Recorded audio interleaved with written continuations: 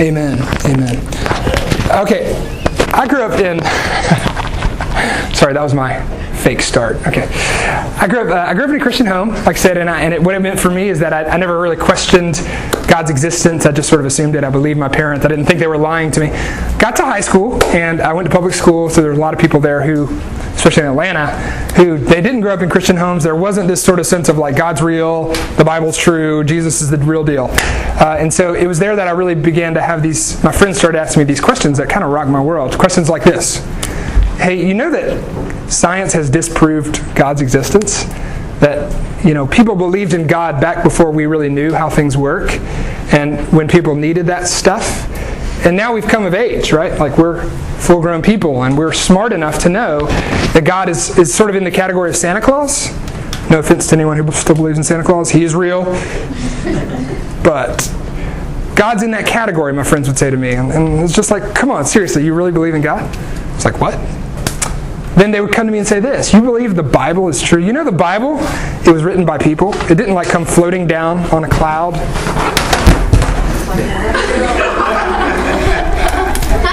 It didn't come floating down on a cloud or anything like that. Like the Bible was written by people, and it has tons of errors. Did you know that it contradicts itself and that it claims to say things that didn't really happen? And I was like, seriously?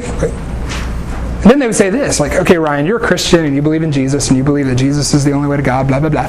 But what about people who, they grew up in another country, they grew up far away, they didn't have Christian parents like you do? The only reason you're a Christian is because your parents are Christian. And if you had Muslim parents, you'd be Muslim. And who are you to look at those people who didn't grow up in your home and say, they're going to hell? Do you have to trust in Jesus? And they would say things like, isn't it true that like all of us who really are good and who follow the way, whatever it is before us, that makes a lot more sense than this, I'm right and you're wrong thing. And honestly, for me as a Christian kid, kind of meeting this world of like opposition and we don't believe, it made me doubt. And in that doubt, I felt really bad. I felt like I'd done something wrong. Maybe you're there. Maybe you've started to have doubts about these things because you've heard the questions. And maybe you go to a Christian school, and even if you go to a Christian school for the rest of your life, I guarantee you there's going to come a day when you hit a world where you're not the majority, like most people are not going to believe the things that you believe. And you've come to this place of doubt, and I felt bad. Yet now I look back on that period, and what you're going to see is that doubt is not a one-time thing. Doubt goes on, and it's something you're going to have to wrestle with forever. But as I look back at that first time when I really discovered that not everyone believes what I believed, I look back on it with thankfulness because it was an opportunity for me to look and see if there are really reasons to believe the things that we believe. And what I found, personally, and what I hope that you find, is that our faith is based on good reasons. That I believe in Christianity not just because mommy and daddy told me to. I believe because I've examined and I've looked and I've thought about it a lot. And as I've done that, I've come to believe that we are not fools to believe the things that we do. The world may call us fools and stupid and crazy, but I've come to believe by doubting. That's important. So what I want you to see is that you don't have to feel really bad about your doubt. That your doubt is an opportunity for you to grow up. Unless you doubt, you're never going to ask questions that are going to give you a foundation. And so that's what this week is about. It's about giving you some foundation. It's about asking hard questions, and I want you to ask me hard questions, so that we can go deeper than mommy and daddy told me. And if I don't believe it, I'm going to get grounded. And I feel like sometimes that's the way we kind of function. Like, okay, just whatever I don't want them to be in my hair, and so, yeah, Jesus, whatever. That faith is not going to last. So my hope is that you guys will go deeper. There's the scripture. Somebody stand up and read Ephesians 4:11 through 14. Who wants to be bold and strong? Who do I believe in? Yes, come on, bold and strong.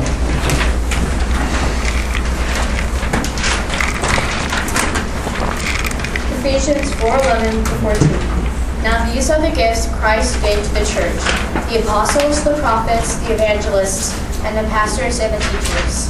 Their responsibility is to equip God's people to do His work and build up the church and the body of Christ. This will continue until we all come to such unity in our faith and knowledge of God's Son that we will be mature in the Lord, measuring up to the full and complete standard of Christ. Then we will no longer be immature like children. We won't be tossed and blown about by every wind of new teaching.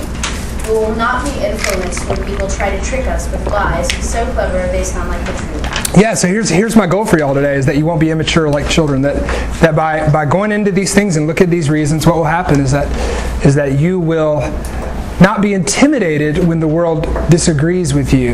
That will be okay, because you know that your faith has reasons.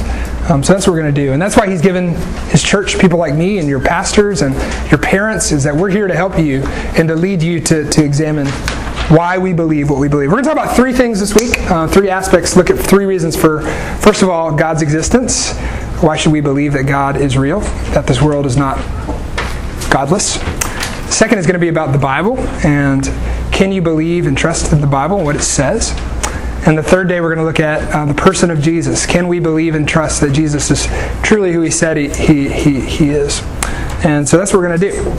What I want you to see, and this is important, is that these reasons that we're going to talk about, and I'm going to give you reasons for each of those. I'm going to give you reasons why you should believe that God exists, the Bible is trustworthy, and that Christ is true.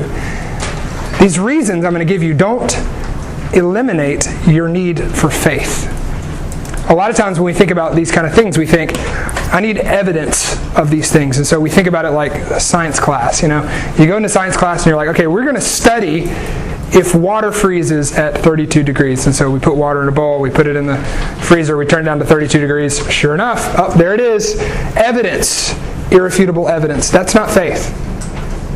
And a lot of the truths that can't be known by freezing water and by doing an experiment. I'm going to give you reasons for faith, but you still have to have faith. And so I hope you have that expectation. A story to illustrate this, and I'm going to use this all week. My 3-year-old, whose name is Levi, has this really complicated relationship with water. And that's, by that I mean the pool. He loves to swim. So he's fun. He's young enough to know the pool is fun. And yet he's old enough now. He wasn't old enough last year for this, but he's old enough now to know I can die there.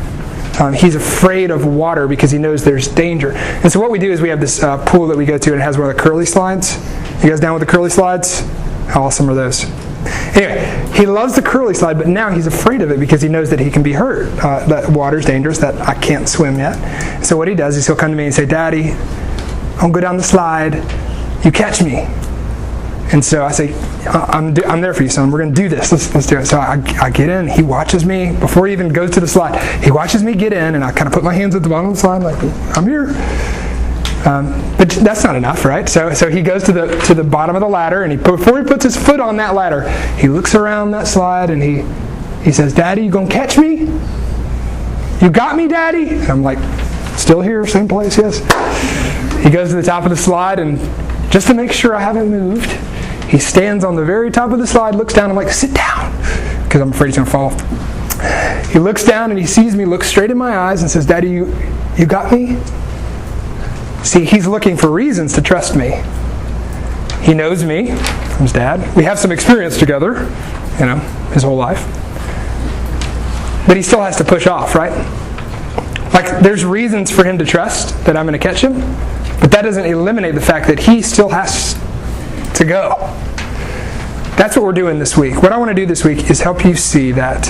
I want to take you to the top of the slide. And I want you to look down over, and I want you to see that for all these things of faith, there's a Father there who's going to catch you. And you can trust Him. And you're not stupid to trust Him. And you're not foolish to trust Him. And maybe it's going to take 1,000 times for you to look over the side and to go up and again and again. And Levi, it doesn't matter. He goes down once, we do the same process every time. You there, you there, you there, you there, you there. He's looking to trust. See, that's what Christian faith is. Christian faith is not, I'm going to put a blindfold on you, go to the top of the slide, little kid, see what happens. That's not what it is. But the thing is this, you still have to push off the slide. It's not enough to just know that you can trust the one at the bottom of the slide. Faith means putting yourself out there. And so what we're calling you to do this week is not just, cool, there are good reasons for Christianity. I acknowledge that. No, what I'm calling you to do is to give your entire life to Jesus and to trust yourself completely to Him, even though the world's going to call you a fool. Because you've looked at the bottom and you know that there's very good reason to believe He's going to catch you. Okay? So, does God exist? 3 answers to that question. I put them on your sheet there. Yes, God exists. It's called theism. No, I know God does not exist. Most people in the world are theists. Probably 95% of Americans believe in God. But there's a significant group of people who say there is no God. There's also a significant group of people who say, I don't know if there's a God or not. Agnostic is what it's called. What I want to do is give you 3 minutes to do this little journal thing. What are some reasons to believe that God exists that you can think of? And what are some reasons to doubt God's existence? This is not a test. I really want you to honestly talk about doubts. And so I don't want everyone to be like, yeah, all these great reasons. What doubts? I don't know. I've never thought of any doubts. I have no idea. Be real. You're not going to get in trouble for expressing doubts. They don't have to be your doubts. They could just be doubts you've heard of. Let's take 3 minutes, think it through, and we'll talk about it.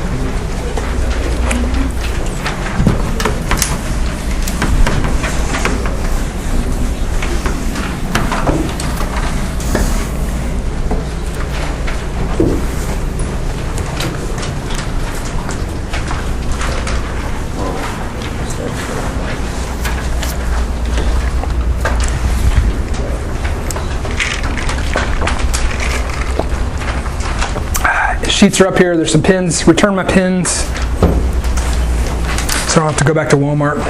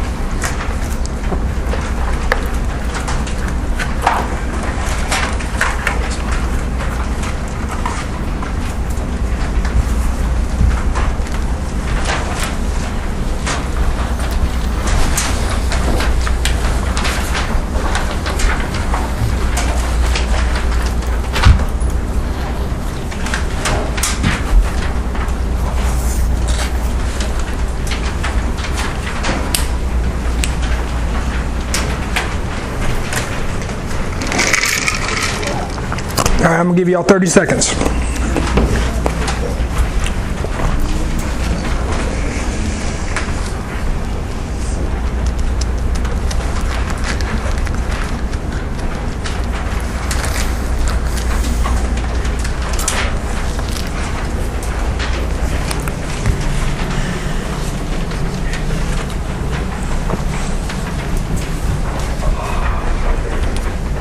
All right. What are some reasons to believe that God might exist? Okay. Bible. Where did the Bible come from? And we'll talk about that tomorrow.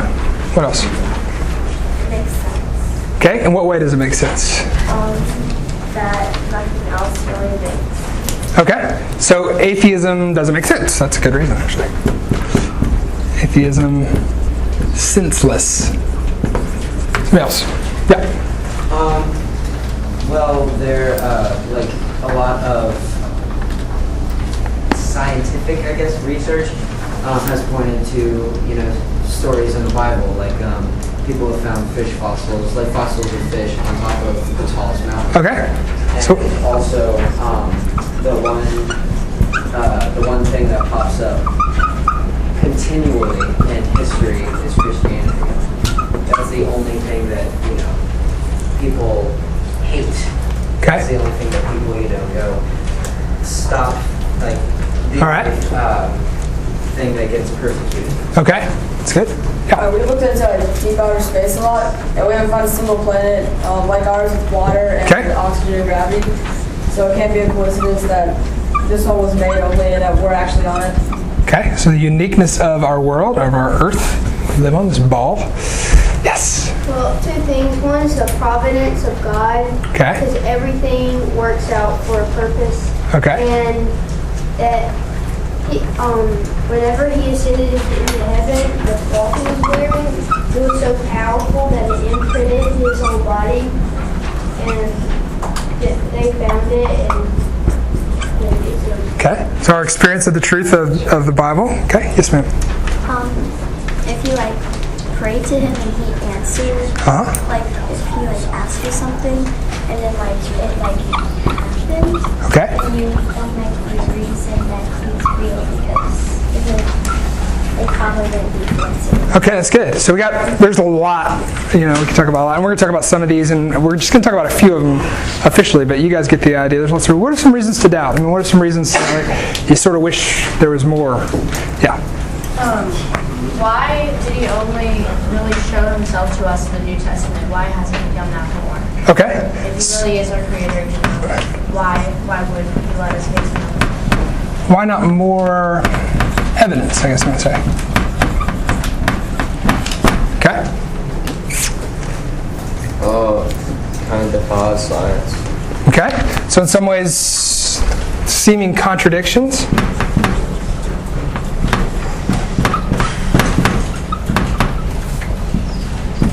Okay. Who has not spoken yet? If the Bible says 6,000 to 8,000 years old, then why does carbon dating say moving? Okay. That's seeming contradictions of science. Okay. You can't physically see or feel him. Yeah, have you ever been frustrated by that? How many of you guys just sort of wish okay, I'm doubting God or I'm struggling with this, God, 1, 2, 3, up here, and he's there, he's hey, I'm here, and don't doubt no more, God is sort of invisible, and this kind of relates to this sort of this experience that we have of not seeing God. So, invisible God. Okay. What else? Yes, sir. Well, this kind of goes with the contradictions of science, but one thing you could argue for Christianity was the Big Bang was making gas particles, but where did those particles come from? Well, Okay. God. And then you could also say, well, where did it come from? Okay, that's a good question. Where does God come from? And you are anticipating some of our future discussion. Yes? Other religions. Okay, so why other religions? If God is true, why are there... And this is, I think, one that I think that is really important that we haven't mentioned. I'm going to mention it here because it's really important. Is pain. I think this is where it's really personal. And all of you, I can guarantee, have had stuff happen in your life. Stuff that you look back on and you're man, I really wish that God had not let that happen.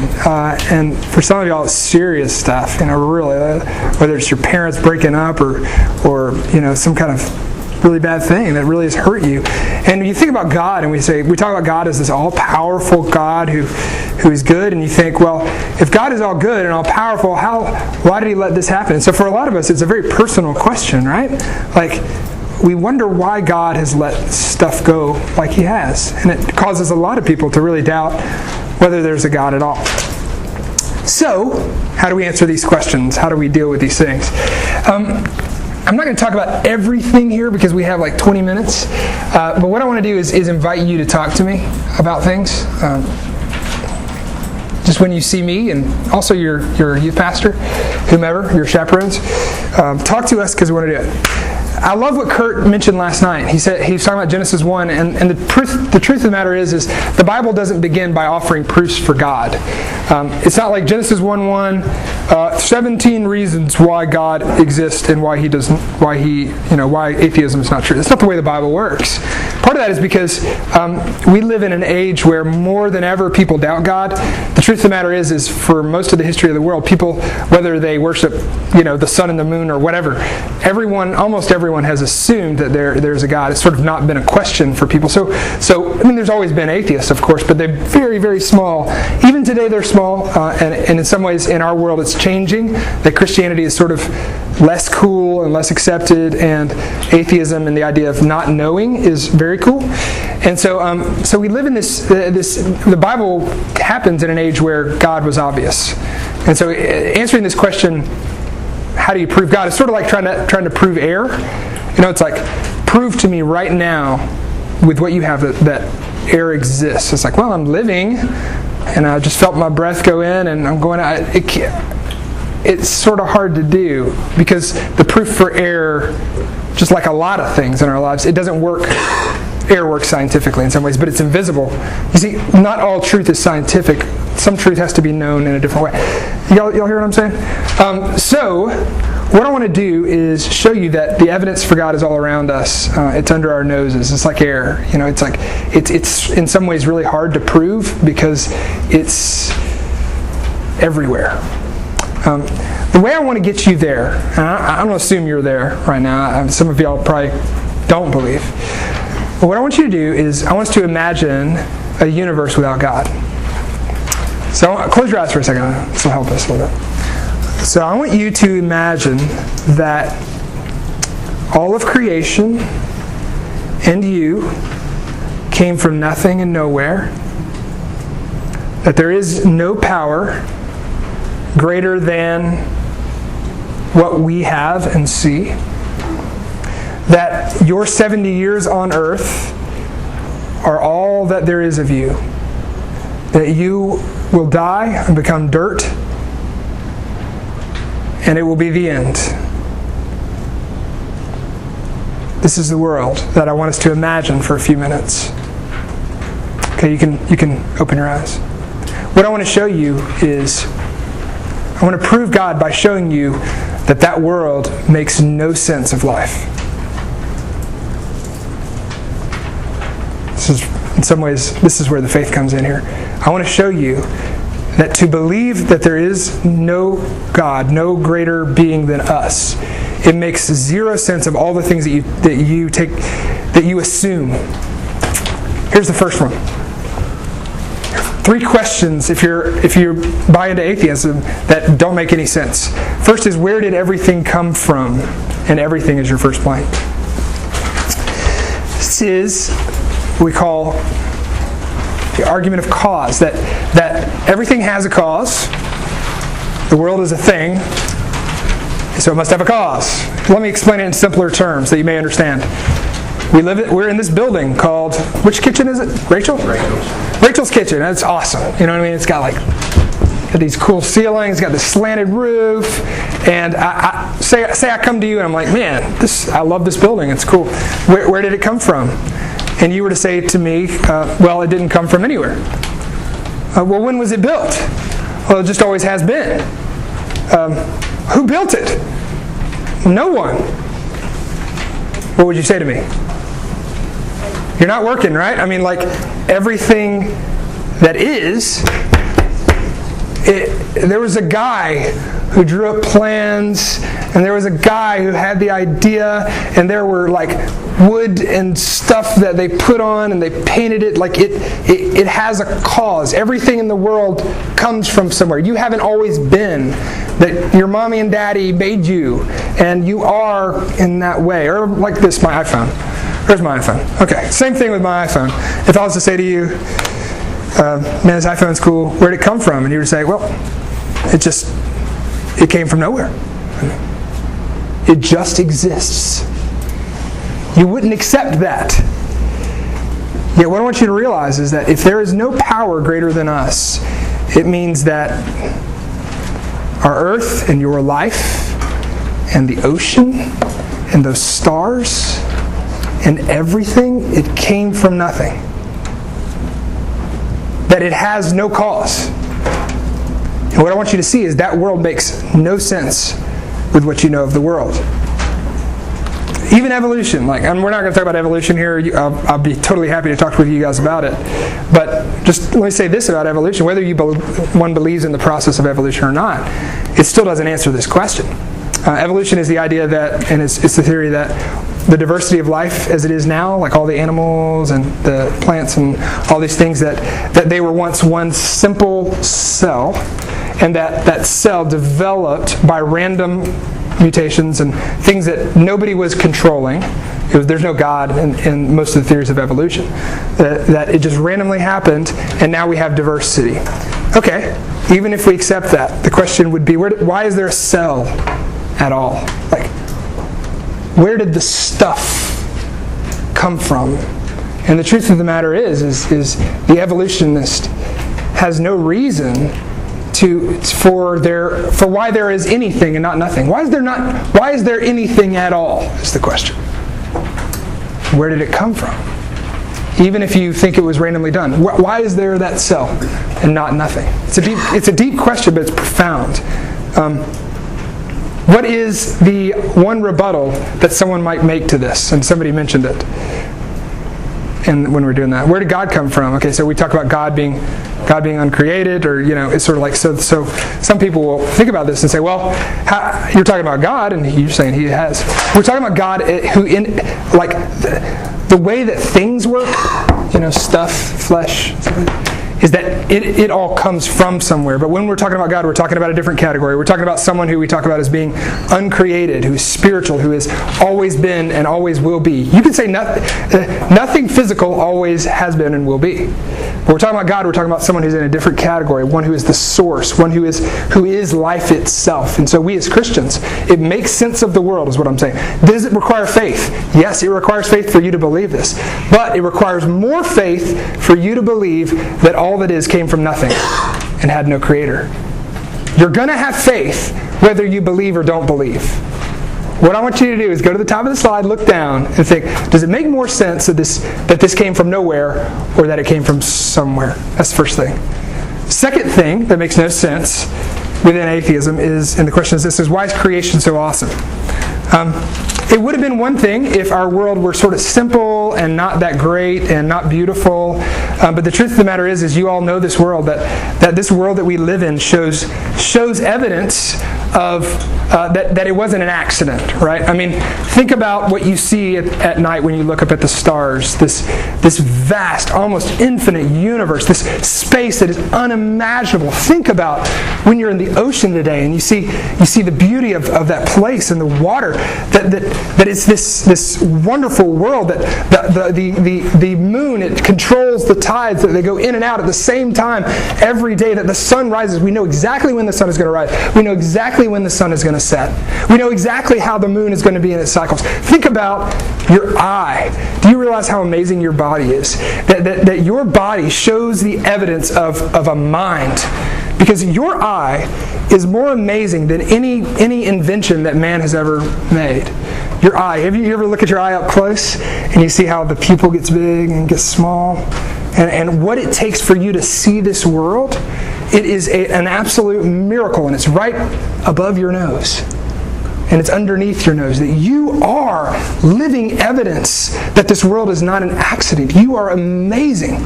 There is no machine or creation that is more amazing than you are. And so what we have is we have all this evidence that the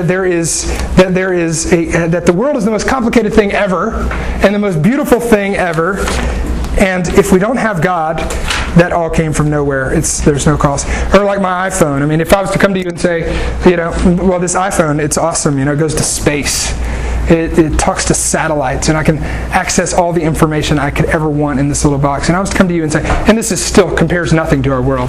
This compares nothing to the complexity of your body, right? And I was to come to you and say, I wonder who made this. And you were to say, well, no one made it. I mean, this is random. Seriously? Yeah, I mean, all these parts, they just were, they just existed. And they were in a room, and it was a really long period of time. They just shook up, everything shook up, we shook up the room. I don't know how it shook, it just did. And then at the end of that shaking, the form was the iPhone. And it just happens to talk to space. See, what I'm trying to show you is that, does it require faith to believe that our world is created? Yes. You know what requires more faith?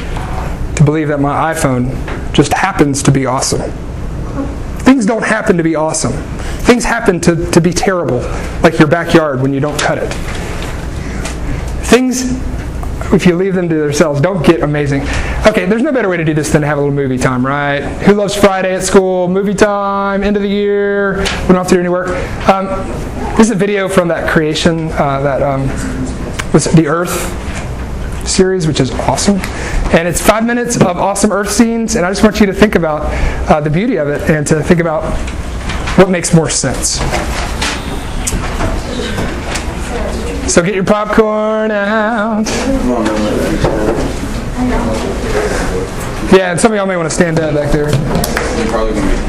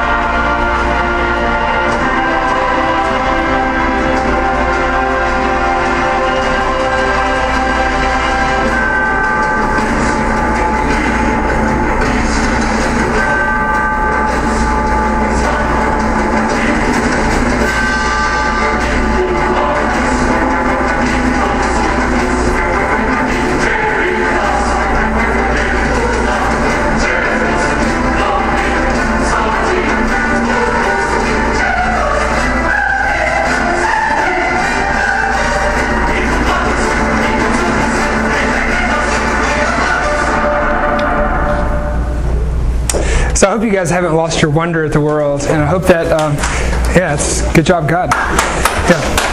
I hope that. I really hope that you guys don't miss the beauty that is all around you and that speaks of God. It's evidence of a Creator. Scripture says there, Psalm 19:1, the heavens declare the glory of God. The sky above proclaims His handiwork. That the message of the Bible is that God is speaking to us everywhere, all around us. It may not be in the way that we want sometimes because we want a voice from heaven. He's given us this world to show us Himself. So that's that. Third thing is this: if there's no God, why do we all believe in right and wrong? It doesn't matter what somebody says they believe about God when you punch them in the face. If you walk up to someone and punch them in the face for no reason, what are they going to do? Probably punch you back. But what are they going to say? That's not right. I mean, like, they may be an atheist. I don't believe in God. It's all random. Nothing means anything. Anger, righteous, indignation. All of us, no matter, if our ideas about right and wrong are different or not, all of us have ideas about things that are right and things that are wrong. It's wrong to kill people for no reason. It is good to take care of children. Okay, it doesn't matter what religion you are. It doesn't matter if you're, godless or not. All of us have things that we say good and bad. Okay, what you need to realize is that if there is no God, me calling something good and calling another thing bad is meaningless. You see, because God is the one that we're appealing to when we say, this is ultimately right. I'm saying when you hit me in the face, not just, I don't like that. Like, I feel bad about that. I have bad feelings when you hit me in the face. You're saying when somebody hits you in the face, you shouldn't do that. And you're appealing to something greater than just how we feel. If there is no God, and this is what secular people who don't believe in God, as they think about it, they think that our ideas about right and wrong, we made them up. That makes no sense of how you feel when somebody really hurts you. Okay? When somebody really hurts you, somebody really wrongs you, you say, you shouldn't have done that. And you don't mean by that, I feel bad about you doing that. You're saying, no, in some ultimate way, that was bad. You're appealing to God every time you say that someone ought to do something and ought to do something and ought not do something. You guys hear what I'm saying? Is that deep? Is that complex? Okay, right and wrong speaks to God. Okay, this is the last thing. Why does everyone not believe? Okay, the point I'm trying to make is there's an obviousness to God's existence when you start to think about what it would mean if there is no God. That all of our lives they speak to. It's not evidence and scientific evidence the way we think about it, but it speaks to the fact that there's meaning and there's purpose and creation and it came from somewhere. All those things. Why does everyone not believe? What the Bible teaches us about unbelief is that unbelief is more a problem of the heart than it is the head. Think about that. Unbelief is more a problem than the heart than it is the head. A lot of times in our unbelief we'll say, God, if you just give me one more piece of evidence, and whatever that is, and you think, God, if you'll just appear to me or if you'll just do this specific thing I'm asking you to do, if you give me one more piece of evidence, I'll buy in. And we think that it's about here. What the Bible teaches us is that it's our hearts that cause us not to believe. No one is in unbelief because of a lack of evidence. We're in an unbelief because our hearts have turned us against the evidence. That we don't look at the evidence unbiased. You guys know that word? We don't look at the evidence objectively. This is what the Bible teaches, that because of sin, we naturally reject the evidence. Here's the scripture. Let me read it real fast because I want you all to get to lunch. God shows his anger from heaven against all sinful, wicked people who suppress the truth by their wickedness. They know the truth about God because he has made it obvious to them. The evidence of God is obvious, is what Paul is saying. For ever since the world was created, people have seen the earth and sky. Through everything God made, they can clearly see his invisible attributes, his eternal power and divine nature. So they have no excuse for not knowing God. Here he's saying, ever since the world was created, everyone has known there is a God. Because he's made it obvious. See, the problem, he says, is that though they knew God, they wouldn't worship him as God or give thanks to him. They began to think foolish ideas of what he was like. As a result, their minds became dark and confused. Claiming to be wise, they instead became fools.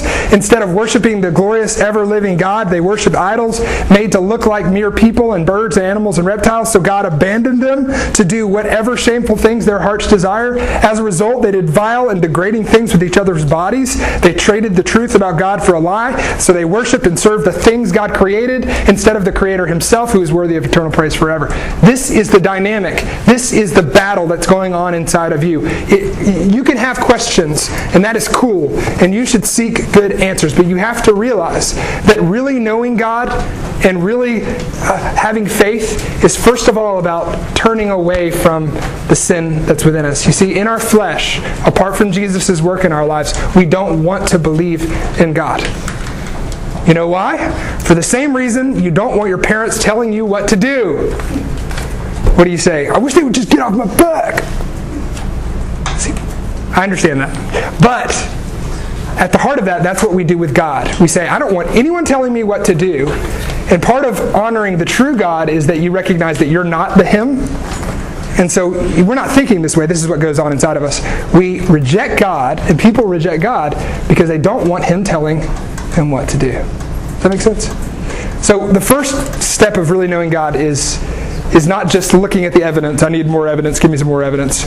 You know, people saw Jesus doing miracles and they said, if you show us one more miracle, we'll believe. If you show us one more miracle, we'll believe. It wasn't about the miracles. It was about their hearts, which didn't believe.